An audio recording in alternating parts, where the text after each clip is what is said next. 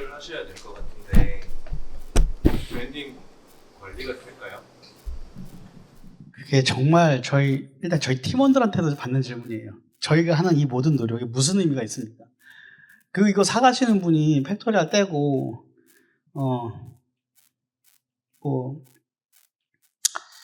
그렇게 되면 뭐, 어떻게 되냐. 근데 이제, 그건 저희가 풀어야 될 숙제예요. 숙제인데, 정론대로 된다면 어떻게 돼야 되냐면, 이걸 산 주체가, 매입의 주체는 이것 때문에 사야 돼요. 뭐 팩토리아 하니까 훨씬 더 이게 여기 임차 경쟁력이 높아져서 오히려 너네 이 브랜드를 너네들이 떼지 않는 조건이면 내가 사겠어. 대신 얼마 더 줄게. 내지는 이 운영을 계속 같이 해줘. 저희는 그 정도가 돼야지 성공했다고 생각해요. 이 만드는 거는 3분의 1밖에 안 된 거고요. 이렇게 해서 운영되는 걸 보여주고 운용되고 운영되는 걸 보여주고 그래서 이 가치를 같이 키울 수 있는 파트너한테 저희는 그 매매 관계를 맺고 싶은 거예요. 그러니까 무조건 뭐 돈 더 줘서 이렇게 하는 것보다 왜냐하면 저희는 저희의 브랜드 가치를 유지하고 이런 것들에 대해서 고민을 해서 이거를 그것 때문에 사시는 분 그리고 또 그것 때문에 사시는 분들 이 가치가 유지돼야지 본인 어딘가에 넘겨야 될 텐데 내지는 안 넘기더라도 본인이 가지고 있는 동안 임차 경력이 계속 유지되거나 상승해야 되잖아요. 그럼 이게 그런데 도움이 된다고 판단하신 분이 이거를 그런 주체가 매입을 하셨으면 그거에 대해서 더 같이 하기를 원하시겠죠. 저희는 팩토리얼이든 뭐가 됐든 저희가 자산 운용을 이거 하나만 할 게 아니기 때문에 이게 저희가 만들게 잘 되고 그 이후로도 저희가 넘겨드린 쪽에서 더 잘 돼야 저희가 다른 데서 돈을 모아서 어디에 투자해서 제2의 팩토리얼, 제3의 팩토리를 만들겠습니다 할 때 더 저희 업을 잘 할 수 있잖아요. 이게 가장 선순환이에요. 말씀하신 게 제일 중요한 부분 맞습니다. 그리고 저희는 그것 때문에 안 놓고 있어요, 운영을. 지금도 보통 하게 되면 손 털고 됐다 이러는데 지금은 우리 오늘부터 시작이다 해가지고 지금 저희 구성원들이 저한테 분노의 게이지를 높이고 있어요. 아직 끝난 게 아니냐, 지금 시작이다 이제 그러고 있습니다.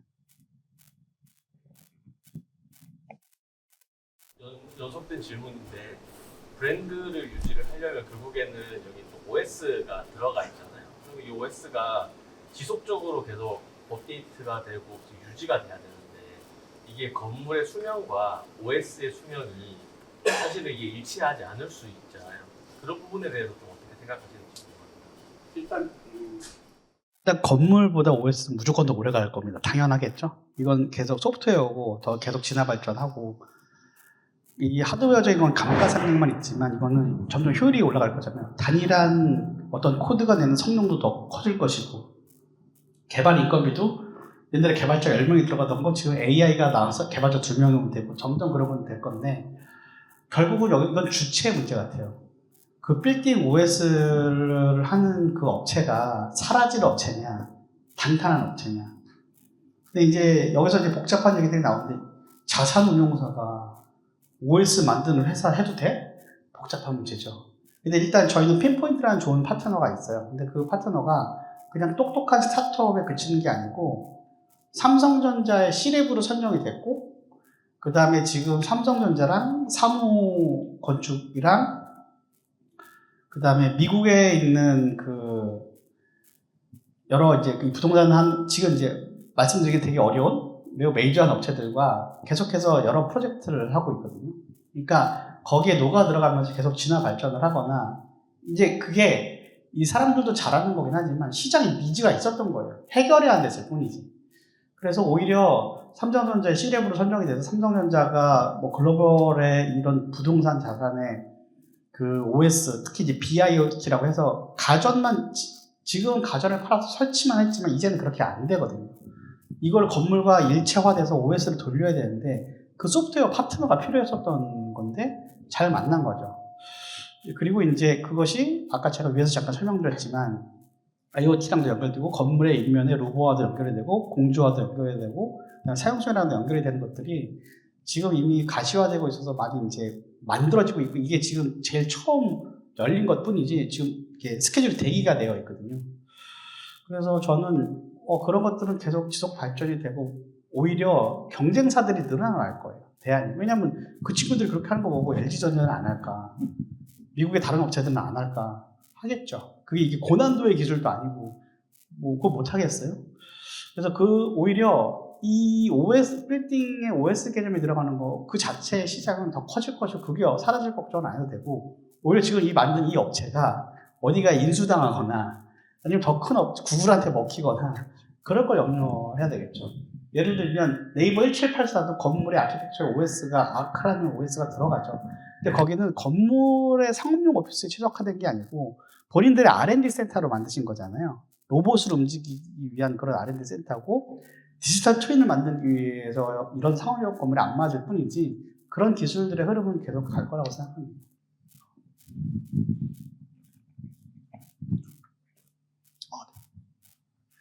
네, 안녕하세요. 전 아직 학생인데, 개인적으로 건물의 가치를 높이면은 그만큼 NOC가 올라가서 이거를 감당할 수 있는 수요층이 여기 성수에 있을지, 그리고 이 3세대라고 하는 이 팩토리얼이 계속 성수나 다른 데에서 이어졌을 때, 이거를 지탱할 수 있는 수요층이 성수나 인근 다른 근처에 있는 A급 지역이 아닌 데서 지속 가능한 것인지에 대해서 염려가 들어서 질문드리고 싶습니다. 그 질문에 제가 답하기엔 이 업력이 매우 짧다는 걸 먼저 말씀드리고, 좀 늘 그런 게 좀 이런 자리에 선 게 몇 번 안 되지만 늘 저를 당황하게 하는 거죠. 이게 국내 부동산 자산운용사 1위인 이지스라는 회사에 임원 딱지는 달고 있는데 이 업계 초보라는 이 딜레마 때문에 참 고민인데 질문 주신 사안 중에서 하나는 그거 같아요. 이 성수가 권역으로서 계속 의미가 있는 권역이 될 거냐. 그러니까 이게 업무 오피스니까 권역이라고 표현했지만 만약에 상권이라고 표현한다면 신촌 상권 훅 갔는데 이대 앞에 언제 다시 돌아올 수는 있겠지만 명동 상권을 훅 갔다가 다시 돌아왔는데 압구정 가로수길은 왔다 갔다 하는데 성수라는 권역에 대한 오피스의 권역으로서의 그 가치나 이런 것들이 존속될 것이냐에 대한 질문이라고 해석을 한다면 그 부분은 참 어려운 부분이긴 한데 저희 내부에서는 한없이 무작정 계속 임차료가 올라가진 않겠지만 어찌됐든 이 권역은 잠깐 반짝했다가 가는 패션이 되진 않을 거라고 생각은 저는 개인적으로 하고 있어요. 트렌드는 될 거라 생각이 드는 게 사실은 우리나라가 선진 국가로서 어느 정도 테크트리를 타지 않고 어느 정도 잘 존속이 된다면 도시 경쟁력과 도시 발전력에 대해 집중을 할 것이고 그렇게 해서 지금 나온 도시 계획들이 있잖아요. 정비구역들.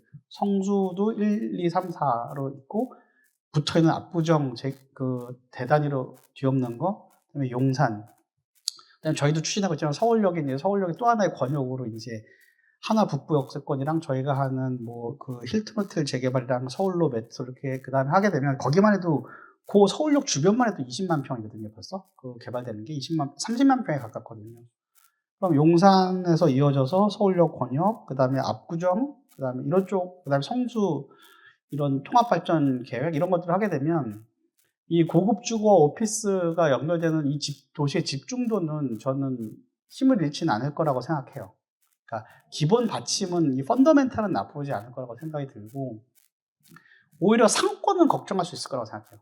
오피스 권역 말고 상권이란 건 워낙 트렌드가 민감하고 변하고 젠트리피케이션 문제도 심해서 이게 어떻게 지금 성동구에서 대기업 못 들어오게 하는 여러 가지 정책도 있지만 그걸로 감당이 될 수 있을지 없이 그런 건 잘 모르겠어요. 그래서 리테일 관점에서 상권은 잘 모르겠는데 오피스의 권역이나 도시의 어떤 가치 밀집도에 대해서는 조심스럽게 봤을 때는 저희는 하나의 그 권역으로 자리 잡을 수 있지 않을까. 특히 크리에이티브한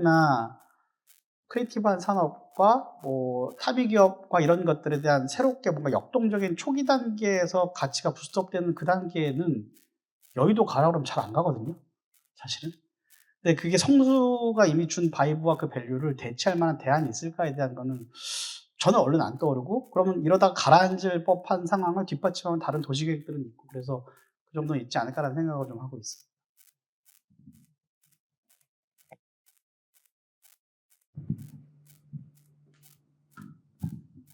네, 안녕하세요. 저는 디지털 그 부동산 투자회사 위펀딩을 운영하고 있는 이지수입니다. 질문 드리고 싶은 거는 지금 이제 투어 할 때도 그렇고 보면은 이제 건물 곳곳에 IoT와 그다음 IoT와 연결되어서 되게 그 뒷단에 많은 소프트웨어와 그거를 관리하시는 분들이 계실 것 같은데 건물 운영하는 측면에서 운영 경비에 일반 다른 오피스와는 다른 비용들이 좀 더 많이 올라갈 것 같아요. 그래서 이런 IoT와 관련된 비용이 이제 증가할 거고 반면에 그 IoT 기술들로 인해서 줄어드는 코스트도 있을 거라고 생각이 되거든요. 뭐 PM이나 FM에 들어가는 코스트들이 있을 것 같은데 그래서 운영 경비에서 IoT로 인해서 증가되는 뭐 비율이나 금액은 어느 정도고 그다음 반면에 그걸로 인해서 줄어드는 금액이나 비율은 좀 대략 어느 정도인지 좀 궁금합니다.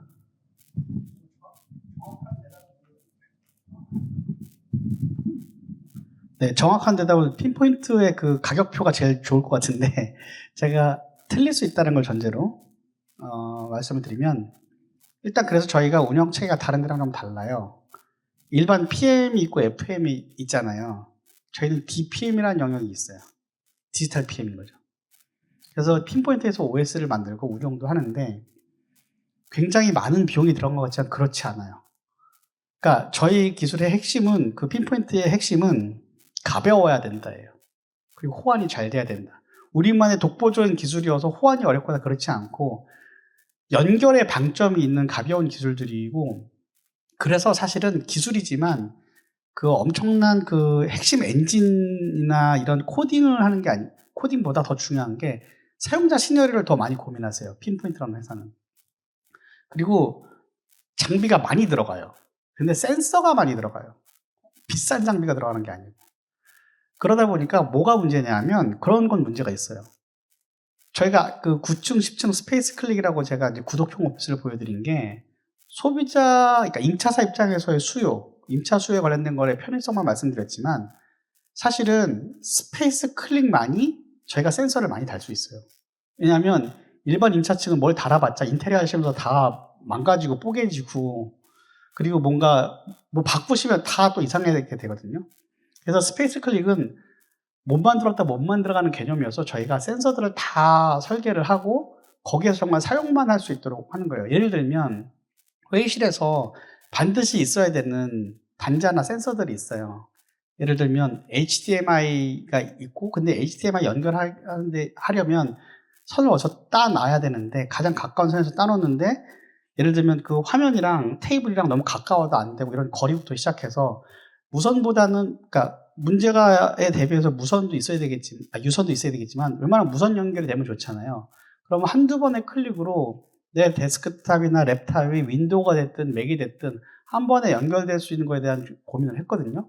제가 고민한 동안 진화가 많이 됐어요. 그러면 애플 쪽을 연결하기 위해서는 그 애플 TV 셋탑을 하나 놓고 맥 연결하는 걸 뭘 알겠구나 하고 고민했는데 그 사이에 삼성에서 나온 신제품들은 텔레비전에 그게 다 내장되어 있어서 그나마 중간에 그런 게 필요가 없어지는 거예요. 그래서 기술들은 사실은 사용자 경험에 대한 것들을 고민하는 게 저희만 고민하는 게 아니기 때문에 게다가 이거를 고민하는 기술 양대 세계 거대 기업이 다 우리나라에 있어서 그런 기본적인 것들은 그들과 호환이 될 수 있는 연결성을 얼마나 잘 제공해주냐가 되게 중요하고 의외로 그런 업체들이 별로 없어서 삼성전자도 핀포인트라는 것을 이제 삼성전자 C랩에서 그들이 키우는 벤처기업으로 선정을 한 것 같고 그 다음에 센서들은 많이 들어가지만 고가의 장비가 들어갈 건 별로 의외로 없고 대신 인테리어 공사에서 설계에 대한 것들은 되게 민감해서 오히려 저희는 누드층은 많이 센서 같은 걸 안 하고 알아서 하시라고 하고 기본적인 것만 제공하고 스페이스 클릭 같은 데만 촘촘하게 하고 그렇게 진행을 하고 있습니다. 그리고 가격이 제일 궁금하실 텐데 그거는 이제 앞으로 점점 더 효율이 올라가겠죠. 예를 들면 지금은 팩토리얼이 하나인데 팩토리얼 2개, 3개, 4개, 5개 될 때도 저희는 한 곳에서 관리할 수가 있겠죠. 그리고 예를 들면 그런 건 있습니다. 예를 들면 여기가 저희가 그 고민할 때 실제로 지금 에스컬레이터 타고 내려갈 때 여기가 실질적인 로비고 라운지인데 여기에 원래 PM, FM 계약을 할 때는 여기 한 명이 있었어요. 컨시어지처럼 누가. 근데 아까도 말씀드렸지만 있을 필요가 없거든요. 외부 방문자를 초대할 때도 모두 다 임차사들이 각각 아주 간단하게 모바일로 방문자들한테 혜택, 소통을 하고 필요한 것들을 다 발급해서 신분증 바뀌고 뭘 받을 필요도 없고 그래도 보안이 철저하게 되고 방문자가 불편한 것도 없고 주차 등록까지 그러다 보니까 사람을 하나 배치해놨는데 할 일이 없는 거예요. 빠지게 됐죠. 근데 그러면 인건비 한 명 정도가 전부냐? 아니요. 거기에 대해서 사실은 편의가 주는 것들이 되게 크겠죠. 그러면 DPM 비용은 얼마인데? 평당 300원이 안 될걸요? 왜냐하면 이 시스템을 만드는 데 있어서 그렇게 큰 돈이 들지 않았기 때문에 이 모든 것에 대한 출입, 보안, 페이스 아이디 쓰는 거, 이런 것들이 전부 다 사실은 매우 가격은 낮아요. 그 정도. 만약에 필요하시면 제가 핀포인트에서 가격표 받아드리겠습니다.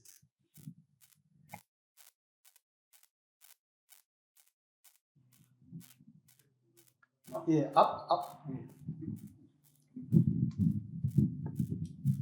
네, 저도 학생인데요. 네. 그 1세대에서 2세대로 넘어오는 기간이랑 2세대에서 3세대로 넘어오는 기간이 더 짧아지고, 비록 이런 오피스뿐만 아니라 기술의 진보하는 속도가 빨라지는데, 혹시 4세대 오피스 키워드로 생각해 놓으신 게 있으신지 궁금합니다.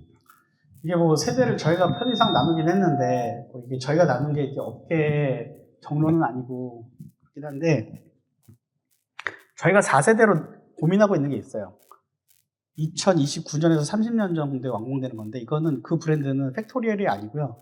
이오타라는 브랜드예요. 그리스어로 완성을 의미하는 10이라는 숫자를 뜻하는 말이래요. 그래서 제가 입사 전에 먼저 이미 3가지의 브랜드를 만들어 놨는데, 이오타, 타임워크, 그 다음에 팩토리얼이었고요. 이오타는, 그 기사에 저희 이제 나온 거 찾아보시면, 한국에는 왜 아자부다 힐즈랑 토라노몬 힐즈 같은 거 없어? 막 이런 얘기들이 많이 나오는데, 그 이유는 금융제도와 관련 규제와 법, 이런 것들이 제일 크고, 그 다음에 도시 관련된 법, 이런 것들이 이제 제일 큰데, 그만한 걸 만들었을 때 수요가 없거나 그러진 않거든요. 아무튼 그건 이제 별도 얘기고, 결국 저희는 이제 그런 것들을 트로피 SS라고 부르고, 기사 이제 찾아보면 저희가 이제 힐튼이랑 그 옆에 서울로 메트로 이런 걸 합쳐가지고 합치면 한 13만 평 좀 넘는데, 연면적으로. 그걸 저희가 서울의 아자부다 힐즈에 버금가는 트로피 SS를 만들려고 하고 있어요. 그리고 이제 그게 이제 예상하는 시기가 29년, 30년인데, 저희는 그런 거를 4세대라고 보고 있어요. 근데 그게 규모가 커서 그런 거냐? 그게 아니고, 그거는 워크 스타일이랑 라이프 스타일이 교합된 거거든요. 그러니까 무슨 얘기냐면, 여러 가지 길게 혹은 또 많은 깊은 이야기를 해야 될 담론의 주제지만, 길게 말씀드릴 수는 없으니, 혹시 아자부다 힐즈나 토라노몬 힐즈 가보신 분은 아시겠지만, 거기는 하나의 작은 미니 복합 도시, 복합 단지이기도 하고, 그냥 개념이 좀 다른 것 같아요. 예를 들면, 거기에 그냥 모든 게 다 있다라는 게 모듬이라는 게 아니고, 내가 출근하러 갈 때 회사 가는 게 그러니까 되게 쉽게 얘기하면요. 출근하러 갈 때 집보다 좋아야 출근할 수 있는 상황이 돼버리는 시대가 점점 오잖아요. RTO라는 거, 그러니까 리턴 투 오피스에 대한 것들을 주장하고, 미국 같은 경우는 싸우고 여러 가지가 있지. 직원이랑 CEO랑 싸우고 나이키가 실적 안 좋은데 너는 왜 안 좋아서 애들이 오질 않아요. 출근을 안 해요가 CEO가 공식적으로 얘기를 한 거고. 근데 여하튼 뭔가 혁신이 일어나려면 협업과 소통이 일어나야 되고 그러려면 사람들이 와야 되는데 예전에는 집에 에어컨도 없고 컴퓨터도 없고 팩스도 없고 국제전화 하려면 없고 어떤 설비들이 있어서 모였지만 사실은 점점 집의 환경이 더 좋아지거나 출퇴근하는데 굉장히 힘든 것들을 감수하면서도 거기서 창의적인 생각을 할 수 있는 환경을 제공해야 되는데 그런 것들이 그런 아자부다 힐즈 같은 그런 그 친구들이 하는 모토가 그거잖아요. 하늘에는 희망을, 땅에는 자연을인가? 땅에는 그 녹색을, 지하에는 기쁨을. 그래가지고 지하에는 아자부다 힐즈 마켓이 정말 일본 최고의 음식들과 함께 여기서 일본이 세계 글로벌에 내세우는 모든 음식의 R&D 센터가 되겠다가 아자부다 힐즈 마켓이고 거기 가면 정말 줄이 너무너무 길잖아요, 다. 우리나라의 스윗파크인가요? 거기 신세계 어디 그거에 훨씬 진보된 개념인 거죠. 그리고 위에는 보시다시피 이제 그 녹색 정원과 그다음에 성벽처럼 둘러싸여 있지만 그 벽이 아니고 리테일이잖아요. 에르메스부터 시작해서 뭐 디오르 뭐 이렇게. 그리고 그 이제 마천루처럼 높은 그거는 그 전용 층당 면적이 아마 1,500평 정도 될 거예요. 그거는 이게 뭐 뉴욕과 도쿄의 차이이기도 한데 그 뉴욕은 수직으로 자꾸 뻗고 그래서 의외로 뭐 원 반대벨트 이런 데 보면 1,500평 되는 그런 면적이 별로 없고 허드슨 야드 한두 개 있나? 나머지는 700~800평일 거예요. 높긴 한데. 근데 일본은 동양이고 무조건 모여야 되고 협업과 소통 이런 게 더 강조돼서 그런지 모르겠지만 바닥 면적이 그 모리 부동산의 힐스 시리즈 보면 1,000평 넘는 것들이 꽤 있고 저희도 지금 이오타라고 서울역의 그 힐튼이랑 이쪽 프로젝트 하는 거가 전용 면적으로 한 층에 1,500평이거든요. 그러니까 그런 어떤 정말로 업무 환경의 최고를 달리거나 워크 스타일과 라이프 스타일이 하나로 집약되는 형태의 복합적인 경험을 주는 것이 뭐 그 규모에 관계없이 그런 것이 4세대가 아닐까 정도 생각은 하고 있습니다. 그리고 한 10년 지나면 세대가 바뀌긴 해야죠. 네. 네, 뭐 시간이 거의 다 된 것 같아서 개인적인 질문도 좀 드리고 싶은데요. 이렇게 좋은 컨텐츠와 그 유저 익스피리언스가 이렇게 좋은 가치 창출까지 이어지는 선례를 만들어주시고 오늘 이렇게 투어랑 설명까지 다 해주셔서 너무 감사드린다는 말씀 좀 드리고 싶고요. 예, 좀 큰 편이 됐습니다. 근데 이제 역으로 아까 개인적이라고 말씀드린 거는 타 업종에서 오신 분들이 이렇게 부동산 건설 시장에 되게 풍부한 담론과 사례를 만들어주신 기여를 하셨다라고 생각을 하는데 역으로 돌아보셨을 때 지금 이커머스랑 IT 스타트 업계가 굉장히 어렵잖아요. 그럼 그쪽 업계에 대한 전망이 이쪽에서 와서 보니까 개인적으로 시각이 좀 달라지신 게 있으신지, 특히 이 프로젝트를 하면서 무신사가 이제 근처에 이제 6개 정도를 하고 있고, 딱 그 버티컬 MD에서 오프라인 리테일, 그러니까 리얼 에스테이트 비즈니스까지 하고 있는 모습을 보면서 본인의 소회가 어떠신지 좀 궁금합니다. 예. 그 시간만 계산, 저기 손 드신 다른 분 질문까지 듣고 제가 답변을 할게요. 질문 아까 있다고 하시죠.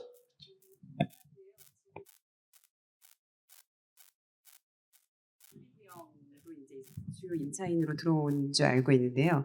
그들이 약간 이 만드셨던 컨셉을 이해하고 임대차 계약을 하셨는지도 좀 궁금하고, 그러니까 층별 어떤 입주사들이 들어왔고, 또 마지막으로 아까 저희 10층에 보여주셨던 저희 공간 이름이 아까 스페이스 클릭은 지금 계약이 되는지 아니면 지금 저희도 계약을 해서 사용할 수 있는지 좀 궁금해서요. 네. 앞서 주신 질문이 좀 더 이제 다른 측면의 질문이니까 요거 말씀드리고 앞선 질문에 대한 답변 드리겠습니다. 그 질문 주신 두 가지 중에서 뒷부분이 더 간단해서 말씀드리면 9층 임차됐고요. 9층, 10층 두 개가 스페이스 클릭인데 9층은 현대차 로보틱스 랩이 들어와 계시고 10층은 절반은 그 투자회사가 하나 임차를 하셨고 절반은 아까 저희가 일부러 임차를 안 주고 실험을 해보려고 한 거예요. 그래서 삼성전자랑 핀포인트랑 뭐 저희랑 그 현대차 로보틱스 랩이랑 거기서 진보되는 기술 거의 다 때려 넣어보고 있어요. 계속 그 다음에 데스커라는 데랑 퍼시스라는 데랑 이런저런 거 막 다 넣어보고 빼보고 업데이트 해보고 업그레이드 해보고 로봇 청소기 이번엔 이거 넣었다가 넣어 놨다. 그래서 그 10층에 아까 보셨던 그 공간은 통으로 어디 임차 달라고 하신 분들이 몇 분 계신데 안 드리고 데모룸으로 쓰기 위해서 잘라서 팔고 있어요. 그래서 지금 우리 뭐 무슨 몇 주 혹은 몇 달 몇 개 좌석을 하고 싶다 그러면은 하실 수 있습니다. 그렇게 하실 수 있고 그 다음에 올리브영 1, 2층 그러니까 리테일 임차와 여기 임차 히스토리 뭐 몇 개만 말씀드리면 먼저 전체적으로 답변을 드리면 그거 맞습니다. 저희의 이거를 설명을 많이 드렸어요. 그게 앞으로 저희들의 숙제긴 한데 리징 매니지먼트, LM사, 리징 마케팅을 할 때 이렇게 간단한 티저 같은 거 해가지고 뿌려서 이렇게 하는데 보면은 거기에는 엄밀히 말하면 스토리는 별로 없잖아요. 스펙이 나열되어 있지. 그래서 저희가 이거를 이제 세일즈 하기에 앞서서 제가 LM 분들을 모아놓고 열심히 이걸 설명을 좀 했어요. 일단 적응을 못 하시고 그 다음에 이해를 잘 못하시고 PM도 이제 PM 어느 분과 할까 막 할 때도 취지는 좋은데 막 문제점이 더 많이 생각나시는 거예요. 이러면 어떻게, 저건 어떻게, 뭐 이럴 때 이건 누가 해, 저런 거. 근데 지적하시는 게 다 맞는 거였어요. 저희도 처음 하다 보니까 이럴 땐 그럼 어떻게 해야지? 이건 누가 해? 이게 없었어요. 그래서 하면서 지금 저희 여기에 PM은 S1이신데 S1이랑도 굉장히 많은 이야기를 하고 계속해서 상황이 닥칠 때마다 해결을 해 나가고 있어요. 그러면서 하나씩 이게 쌓이고 있고, 그걸 비록 여기서 PM은 S1이 되셨지만 그걸 지켜보신 CBRE께서 그러면 마곡에 있는 CP4란 그 연면적 20만 평 가까이 되는 그쪽에 그 PM으로 선정이 되셨는데, 거기에 입찰을 하실 때는 이 핀포인트의 빌딩 OS를 가지고 입찰을 넣으신 거죠. 그래서 S1은 좀 당황하셨죠. 거기도 S1도 입찰하셨는데 S1이 아차 싶을 때 CBR은 여기서 보고 해서 가신 거거든요. 그래서 거기 막곡 CP4도 아마 DPM은 이제 그 핀포인트 빌딩 OS 여기에 들어간 OS가 들어가겠죠. 그게 저희 부서가 하는 프로젝트가 아니에요. 이지스지만. 그래서 뭐 잘 아시겠지만 운용사의 각 프로젝트들이나 PV나 펀드들은 부서별로 다 독립재산제고 서로 잘 다른 회사처럼 움직이잖아요. 그래서 저희가 뭔가 영향을 주거나 이런 건 없어요. 그냥 정말 CBRE가 그렇게 해서 할 거지, 이지스도 나중에 알았거든요. 그래서 그렇게 해서 뭔가 이 세일즈를 할 때 이런 맥락으로 말씀을 드렸는데, LM과의 소통하는 것들은 조금 한참 좀 시간이 걸렸고, 근데 오히려 임차사들은 빨리 알아들으셨어요. 그래서 원래는 올리브영은 비하인드 스토리를 들려드리면, 저희가 리테일 1층과 2층 합치면 연면적이 한 530평? 540평 정도 되는데, 원래 이 건물의 설계도는 쪼개져 있었어요. 왜냐면 거기에 각 1층과 2층에 식당 뭐 이런 거 F&B 막 쪼개져 있었고, 그래서 여기 보시면 저희가 지금 이거 마무리해야 되는데 들어올 때마다 공조 조정하는 게 다 곳곳에 있어요. 콘센트랑 너무 많아요. 왜냐면 쪼개놨었던 거거든요. 리테일을 주려고 1층까지도. 근데 이제 중간에 저희가 이런 컨셉을 하면서 취지를 바꿨고, 그러다 보니까 이제 그 올리브영에서도 130평이 필요하다고 하셨거든요. 정말 여러 번 만나서 많이 말씀드렸어요. 한국의 미를 대표하는 게 아니고 글로벌의 이 뷰티와 헬스를 대표하시는 것으로서 플래그십이 필요하지 않느냐. 필요하다. 우리 어디 하고 있다. 우리 이런 컨셉으로 할 건데 어떻게 생각하시냐라고 했는데, 안 그래도 그런 고민을 하셨지만 여기를 중심으로 놓고 고민하시지 않으시다가 성수라는 맥락이랑 성수에서 저희가 하려는 것들을 들으시고 결정을 크게 바꾸셨죠. 그래서 통으로 임차를 결정을 하셨고 1, 2층 다. 그래서 리테일이 제일 먼저 나갔어요. 임차는. 그리고 저희가 1, 2층을 상가처럼 하느라고 중간에 막 그 초입에 에스컬레이터 있었거든요. 2층으로 바로 올라오고. 그러면 이제 그런 거를 만들었다가 다 뽀갰어요. 다시 설계 변경이 아니고 공사한 걸 다시 뜯기도 하고 같이 협의하면서 그렇게 했었고. 그래서 그럼 이제 3, 4, 5, 6, 7, 8, 9, 10 중에서 3개층 올리브영이 더 얻으신 거는 사무실로만 쓰시는 게 아니고요. 사무실로 쓰시는 건 그 중에 일부고, 그 중에서도 그 크리에이티브한 조직이나 R&D 조직이 들어오시기로 했고, 9층 현대차도 로보틱스 랩이 R&D 조직이 들어오신 거고, 그 층에서 대부분은 일부 R&D 조직과 그 다음에 그 고객의 경험을 개선시킬 수 있는, 고객이 접점을 가질 수 있는 용도로 쓰실 생각이시더라고요. 더 구체적인 거는 뭐 저희도 잘 모르지만 단순 사무실이 아니고 고객 경험을 선사하는 어떤 특별한 공간으로 구상을 하고 계시더라고요. 그런 형태 콘텐츠 공간으로. 그래서 이 맥락을 잘 이해하신 거고, 저희랑 합이 잘 맞았죠. 그리고 앞서 주셨던 질문, 무신사는 부동산을 열심히 하지만 부동산은 똔똔이에요. 똔똔이 사실 없어요. 그래서 무신사가, 강론부터 말씀드리면 무신사가 소매점을 하는 게 있어요. 소매점도 2개인데 무신사 스탠다드만 했다가 이제 그러니까 예를 들면 유나이티드 에로즈나 뭐 이런 것처럼 편집샵, 무신사 스탠다드가 아닌 무신사라는 편집샵도 아마 낼 거예요. 대구에 아마 낸 건 그걸 거고. 이것도 비하인드는 원래는 올리브영이 아니고 무신사가 얻으려고 했었어요.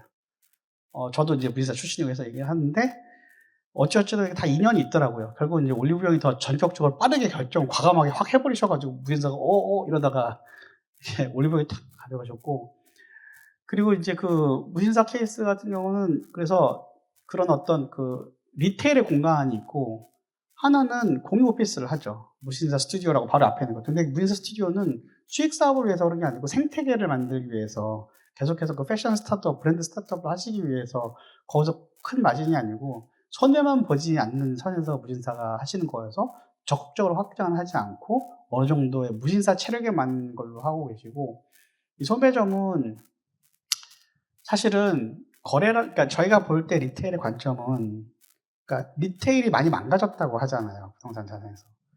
근데 정확하게 말하면 리테일의 투자 섹터가 망가진 거지 리테일이 망가진 건 아니다라는 게 저희 전무님의 주장인데 저는 거기에 동의하거든요. 그러니까 뭐냐면 리테일이 변한 거예요. 예전에 리테일은 거래 중심이었어요. 그래서 임차료가 거래액의 한 10% 정도에 해당하는 걸로 매출 쉐어로 받든 고정 임차료 받든 그 정도 적정 금액으로 하는 거잖아요. 근데 코로나가 분기점이 됐지만 이커머스가 쭉 성장하고 코로나로 거의 더블이 되면서 그 성장률이, 거래는 다 이커머스로 해결을 해버렸어요. 그러니까 남는 거는 체험이랑 홍보밖에 없는 거예요. 그러니까 리테일이 고객한테 줄 수 있는 가치가 예전에는 거래였는데 그건 이커머스로 다 빠지고 경험밖에 못 주니까 경험을 줄 수 있는 공간은 양극화가 되는 거예요. 물건을 사는 데는 도처에 널려 있어도 되고 도처에 널려 있어야 하지만 재밌는 공간, 시간을 보내는 거는 어느 한 섹터에 가서 내가 하루 종일 노는 거지 잠깐 경험하고 또 다른 동네 이렇게 안 하잖아요. 그러니까 저는 성수동을 어떻게 보냐면 성수동이나 뭐 예전에 이렇게 뜨는 이런 동네들은 로컬 자체가 하나의 거대한 미디어인 거예요. 근데 지금 미디어란 말이 너무너무 와닿잖아요. 어디 가도 탬버린즈 이만하게 이제 제니 사진, 사진을 다 찍잖아요. 소셜미디어랑 모바일이랑 결합되면서 로컬이 미디어라는 게 더 극대화된 거인 거죠. 근데 미디어라는 거는 체험이나 홍보의 섹터인 거예요. 리테일은 그렇게만 남아서 사실은 무신사는 돈을 번다기보다 이거 제 해석입니다. 손해보지 않은 상태에서 체험과 홍보를 위한 형태이지 거기서 마진업을하기는 절대 안 나와요. 홍대가 사람이 그렇게 많거든요. 무신사 홍대가. 겨우 똔똔이보다 조금 남습니다. 제가 구체적인 숫자를 여기서 말을 드릴 수는 없지만 근데 그런 섹터가 얼마나 더 있겠어요. 그리고 거기서 더 거래가 발생할수록 더 트래픽이 될수록 건물주는 월세를 더 높게 받을 거잖아요. 근데 사실은 그래서 거래로 나올 수는 없고, 그래서 이제 그 무신사는 어떤 그런 계획이 이 리테일의 흐름을 무신사도 잘 이해하고 있을 거라고 생각하고요. 조금 더 마지막으로 이제 주신 질문 중에서 돌아보니까 이커머스의 전망이 어떠냐 이제 봤을 때 이커머스는 그동안 1995년에 아마존닷컴이 처음 생기고 국내는 롯데닷컴과 인터파크가 첫 쇼핑몰이었거든요, 한국에.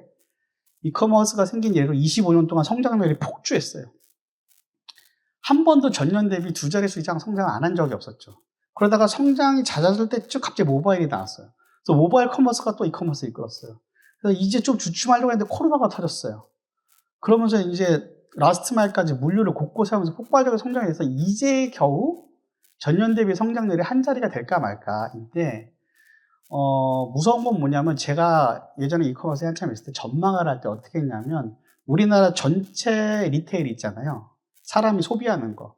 자동차에 넣는 기름, 석유랑 주택 빼고 나머지 일반 소비재를 전체를 봤을 때 가장 그 침투율이라고 하거든요. 온라인 침투율이 맥스로 가면 33.5% 내지 35%일 거라고 생각했어요. 전 세계적으로 어떤 나라든 간에 그게 엄청 침투하면 35%가 맥스일 거야. 그걸 전부 다 온라인으로 어떻게 해. 그리고 그 35%를 제일 먼저 달성하는 나라는 한국일 거라고 얘기를 했거든요. 50%예요. 49점 몇 프로인가 48점 몇 프로예요.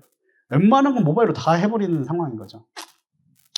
그래서 이커머스는 이쯤이면 됐어라고 하는데 항상 더 발전을 해서, 근데 이제 한계 온 거 맞기는 한 것 같아요.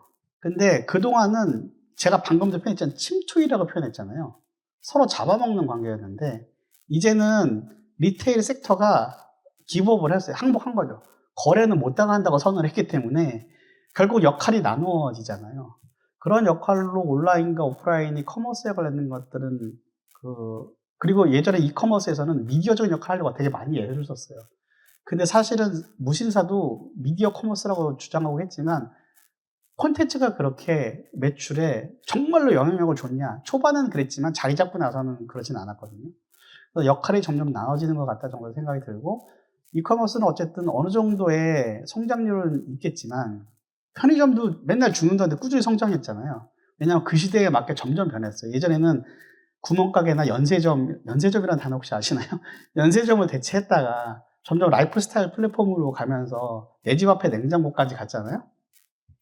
그래서 토탈 생활 플랫폼으로 이제 가는 거서 그 시대마다 변하는데 이커머스, 온라인 커머스라는 거는 그 비대면으로 할 수 있는 그 시대에 맞는 최적화된 네트워크 기술이나 기기랑 결합을 해서 진화할 거여서 이놈은 기생수처럼 형태가 없는 놈이라고 생각해요. 그래서 편의점 정도로 항상 진화하거나 가긴 할 것 같고 침투율은 끝난 것 같고 절반 정도면 됐지 싶고요. 예, 그 정도 생각하고 있습니다.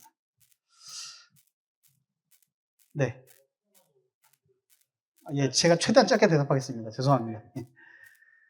지금 공간 돌아보니까 지금 이 공간이 사용자 경험을 가장 힘을 주고 그다음에 사용자 경험을 가장 극대화하려는 공간인 것 같아요.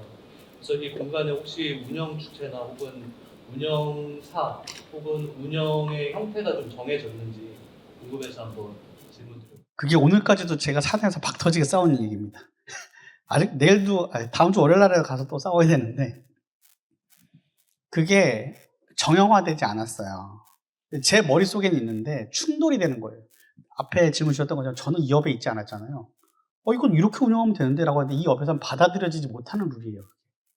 게다가 저는 이제 깜짝 놀랐는데 자산운용업이라는 업에 규제가 어마어마하더라고요. 한국의 금융당국이 자산운용업은 이렇게 하라는 게 너무너무 빡세가지고 일반적인 기업이 하는 행위를 자산운용업은 하면 안 되거나 하면은 일단 엎드려 뻗쳐하는 게 되게 너무 많은 거예요.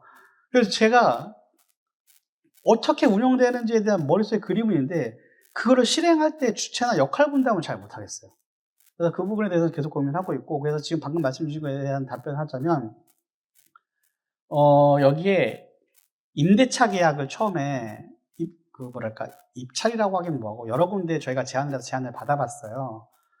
뭐 무슨 스타벅스부터 해가지고 막 했는데 그분들의 리테일이 본인의 업이기 때문에 여기서 본인의 커피나 본인의 F&B를 잘 팔려고 하시지 저희의 경험에 대해서 그렇게 고민하시진 않아요.